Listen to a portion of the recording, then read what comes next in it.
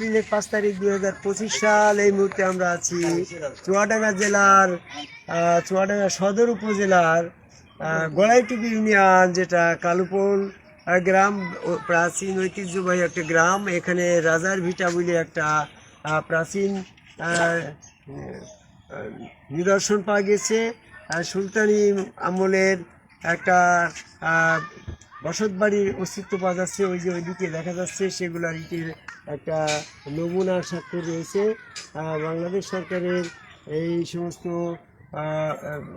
সরকারি লোকজন এসে এটা আবিষ্কার করে এখানে তার সংরক্ষণে, সেখানে যে সমস্ত নিদর্শনগুলো পেয়েছিল, প্রাচীন ঐতিহ্যের রাজার বাড়ির যে সমস্ত নিদর্শনগুলো পেয়েছিল, সেগুলা এখানে সরকারিভাবে একটা বিল্ডিং করে সেটা সংরক্ষণ করছে।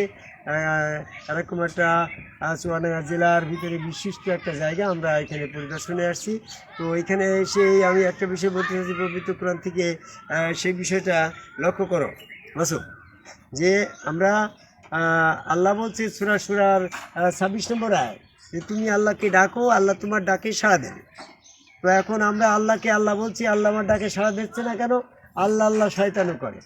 আমি সালাত আদায় করছি, আল্লাহ সাড়া পাচ্ছি না কেন? শয়তানও সালাত আদায় করে।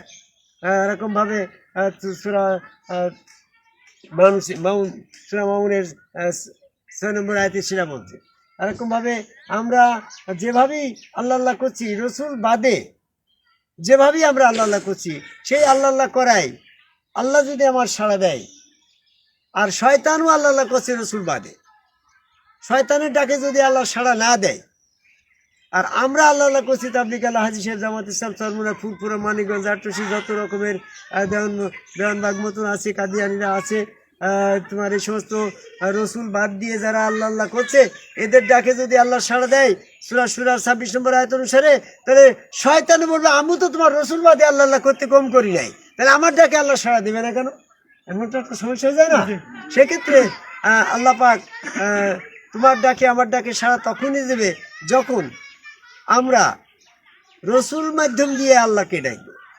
কারণ রসুল মাধ্যমে তুমি যদি আল্লাহকে ভালোবাসো, তাহলে রসুলের ভালোবাসো।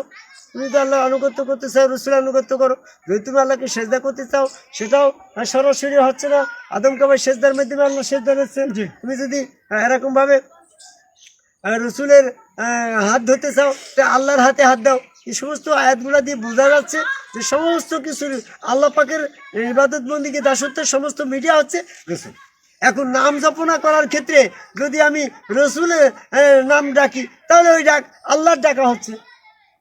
রসুলের আল্লাহ বলছে তুমি যদি আমাকে ডাকতে চাও, তো রসুলের নাম ধরে রসুলকে ডাকো, তাহলে ওই ডাকা আমার আল্লাহর ডাকা হবে, তাই তো? বলেন কুনতুম তুহিব্বুনাল্লাহ, যদি তুমি আল্লাহকে ভালোবাসো, তাহলে রসুলেরকে ডাকো। রসুলের নাম ডাকলেই তোমার ওইটা আল্লাহ কবুল করবে। তাহলে রসুলের নাম যখন আমি ডাকতে যাচ্ছি, আমার একটা সমস্যা হয়ে যাচ্ছে। কোনটা সমস্যা হয়ে যাচ্ছে? আল্লাহ বলছে তুমি আল্লাহ বাদে কাউকে ডেকো না, সূরা ইউনূসের 106 নম্বর আয়াত।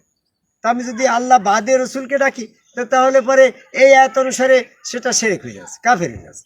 তাহলে আমি রসুলের নাম না ডাকলে, আল্লাহ পাকের মহব্বতের ক্ষেত্রে যদি আমি রসুলকে না ডাকি, তাহলে আমি আল্লাহ পাকের ডাকে সাড়া পাচ্ছি না। কারণ শয়তানও তো রসুল বাদে আল্লাহ করছে।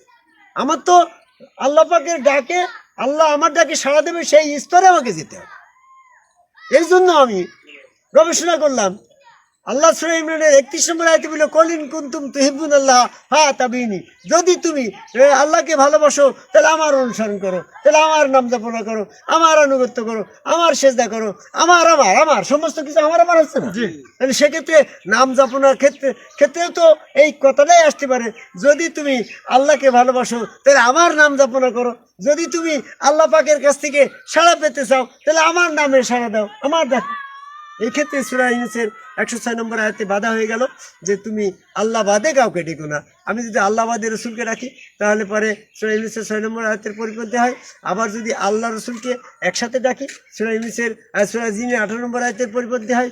এই জন্য কৌশলে আল্লাহ পাকের ডাকে সাড়া পাওয়ার জন্য আল্লাহর গুণবাচক নাম গুরু, রসুলের গুণবাচক নাম গুরু, আমি এখন জয় গুরু বলে যদি ডাকি, তাহলে আল্লাহরও ডাকা হচ্ছে, রসুলেরও ডাকা হচ্ছে, আমার সেরেকও হচ্ছে না, সূরা জিনের 18 নম্বর আয়াত বাদ যাচ্ছে না, আবার সূরা ইউনূসের 106 নম্বর আয়াত পাচ্ছে না, এবং সূরা সূরার 26 নম্বর আয়াত অনুসারে আমি রসুলের নাম যাপনা করি করি আল্লাহর নামে আল্লাহ ডাকি সাড়া পেলে শয়তানের আপত্তি থাকছে না। এই জন্য আমরা যারা জয় গুরু বলছি, গুরু যেহেতু আমার রসুল, আর গুরু নামে জয় যখন দিচ্ছি, আল্লাহ গুরু নাম যখন আমার ডাকা হচ্ছে, আল্লাহর নামও ডাকা হচ্ছে, কারণ আল্লাহর নামও তো গুরু।